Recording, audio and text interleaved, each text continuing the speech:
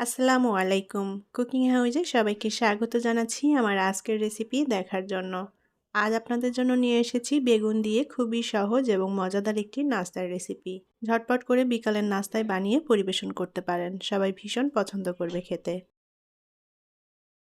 প্রথমে আমি একটা ব্যাটার তৈরি করে নেব, আর তার জন্য আমি এখানে হাফ কাপ পরিমাণ বেসন নিয়ে নিলাম। বেসনটা একটু চেলে নেব।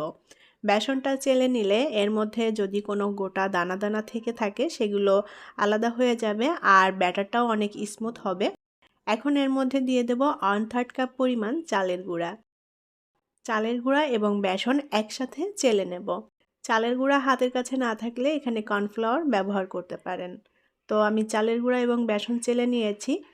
এখন এর মধ্যে দিয়ে দেব হাফ চা চামচ কালো জিরা, 1 চা চামচ দিয়ে দেব শুকনো মরিচের গুঁড়া, হাফ চা চামচ ধনিয়া গুঁড়া, হাফ চা চামচ জিরা গুঁড়া, গোলমরিচের গুঁড়া দিয়ে দেব সামান্য, আর দিয়ে দেব হলুদ গুঁড়া। হলুদ গুঁড়া দিলে দেখতে ভালো লাগবে, কালারটা ভালো আসে। লবণ দিয়ে দেব পরিমাণ মতো।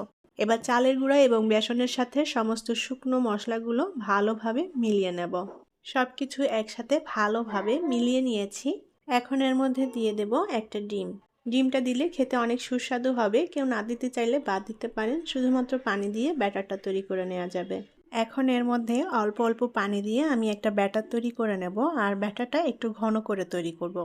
বেগুনের উপরে ব্যাটারের যে কোটিংটা হবে সেটা একটু পুরু থাকবে, তার জন্য ব্যাটারটা আমি একটু ঘন করে তৈরি করে নিচ্ছি। আর এখানে ডিমের পরিমাণ চাইলে বাড়িয়ে দেওয়া যায়। ডিমটা যত বেশি দেওয়া হয় খেতেও সুস্বাদু হবে। আবার ডিম ছাড়াও তৈরি করে নেওয়া যায়। তো অল্প অল্প পানি দিয়ে আমি সুন্দর করে ব্যাটারটা তৈরি করে নেব, আর ব্যাটারটা একটু ঘন করে তৈরি করে নিচ্ছি। ব্যাটারটা আমি খুব ভালো মতো মিক্স করে নিয়েছি, আর ব্যাটারের ঘনত্বটা দেখেই হয়তো বুঝতে পারছেন কতটা ঘন করে তৈরি করে নিয়েছি। এখন ব্যাটারটা আমি একটা সাইডে রেখে দেব। আমি এখানে 2টা বেগুন নিয়েছি, আর বেগুনটা একটু কচি দেখে নিতে হবে, তাহলে খেতে ভালো লাগবে। এখন বেগুনের এই উপরের খোসাটা ফেলে দিয়ে আমি বেগুনগুলোকে লম্বা ফালি মতো করে কেটে নেব। আমি বেগুন 2টার খোসা ফেলে দিয়েছি, আর বেগুনগুলোকে আমি এরকম লম্বা এবং একটু মোটা করে কেটে নিয়েছি। এটা যার যার পছন্দ মতো করে কেটে নিতে পারেন। বেগুনটা একটু মোটা রেখেছি কারণ বেগুনটা অনেক কচি, আর এটা তাড়াতাড়ি সেদ্ধও হয়ে যাবে। বেগুনগুলোকে এখন খুব ভালোভাবে ধুয়ে পরিষ্কার করে নেব। বেগুনগুলো আমি খুব ভালোভাবে ধুয়ে পরিষ্কার করে নিয়েছি। এখন এর মধ্যে কিছুটা লবণ দিয়ে বেগুনের সাথে ভালোভাবে মেখে নেব। আর বেগুনের সাথে একটু লবণ দিয়ে মেখে নিলে খেতে সুস্বাদু হবে, তা না হলে পানসে পানসে লাগবে।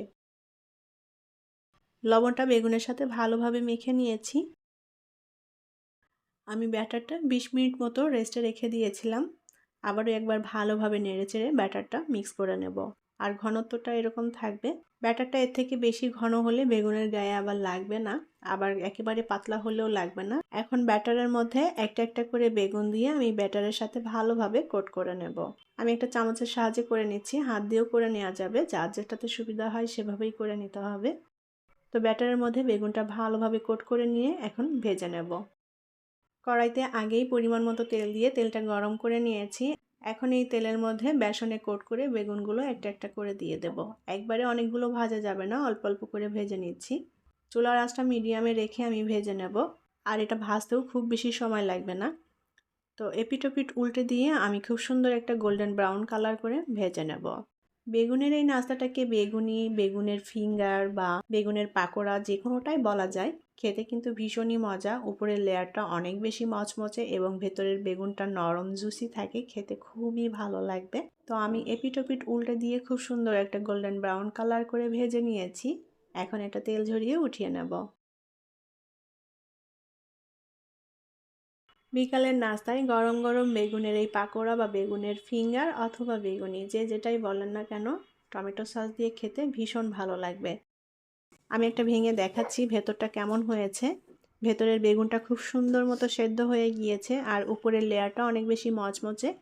খেতে খুবই সুস্বাদু এবং মজার।